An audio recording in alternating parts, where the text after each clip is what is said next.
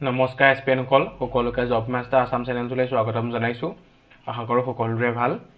Indian institute of technology গুৱাহাটীত নতুনকৈ computer operator পদ মুকলি হৈছে। আহকচোন পদখিনিৰ বিষয়ে বিতংভাৱে আলোচনা কৰোঁ। ভিডিঅ'টো আপোনালোকে অলপো স্কিপ নকৰাকৈ শেষলৈকে চাব, তেতিয়াহে ভালদৰে বুজিব পাৰিব। এই পদখিনিৰ বাবে কোৱালিফিকেশ্যন কিমান লাগিব, জবৰ লোকেশ্যন ক'ত হ'ব আৰু চেলাৰী কিমান হ'ব।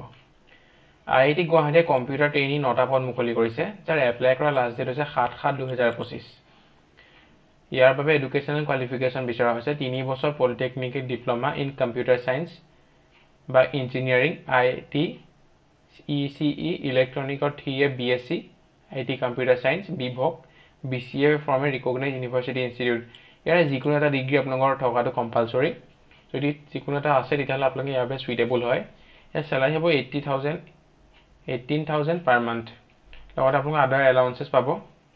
আৰু কেণ্ডিডেটগৰাকী এজ হৈছে মিনিমাম 18 আৰু মেক্সিমাম 25 ইয়াৰ্ছ। ফ্ৰেচাৰ্ছ বিচৰা হৈছে ইয়াত। যিসকল কেণ্ডিডেট ইণ্টাৰেষ্টেড হয় তেখেতলোকে IIT গুৱাহাটী অফিচিয়েল ৱেবছাইটত যাব। তাত গৈ প্ৰথমে ৰেজিষ্ট্ৰেশ্যন কৰি ল'ব। নিজৰ personal details, Aadhaar card, PAN card, birth certificate, PRC, exchange number দি ৰেজিষ্ট্ৰেশ্যন কৰাৰ পিছতে আৰু কম্পিউটাৰ ট্ৰেইনিং পষ্টৰ বাবে এপ্লাই কৰি দিব।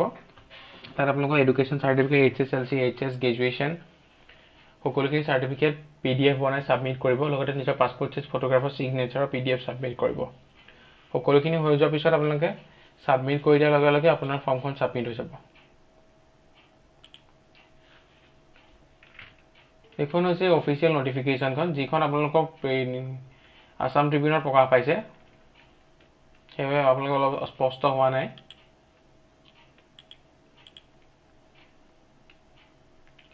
এইটো হৈছে ইয়াৰ অফিচিয়েল ৱেবছাইটটো। ইয়াত আপোনালোকে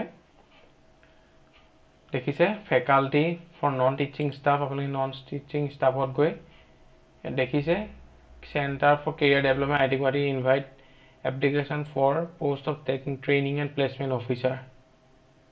এনেকুৱা ধৰণৰ বিভিন্ন পদ আছে, আপোনালোকে ইয়াতে এপ্লাই কৰিব পাৰিব।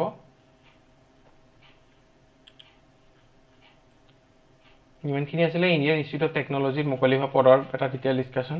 আশা কৰোঁ আপোনালোকে ভিডিঅ'টো চাই ভাল পালে। যদি ভিডিঅ'টো চাই অলপ লাভজনক হ'ল হৈছে তেন্তে লাইক কৰিব, লগৰ বন্ধু বান্ধৱীৰ সৈতে শ্বেয়াৰ কৰিব, লগতে চেনেলটো ছাবস্ক্ৰাইব কৰিব নাপাহৰিব। ধন্যবাদ।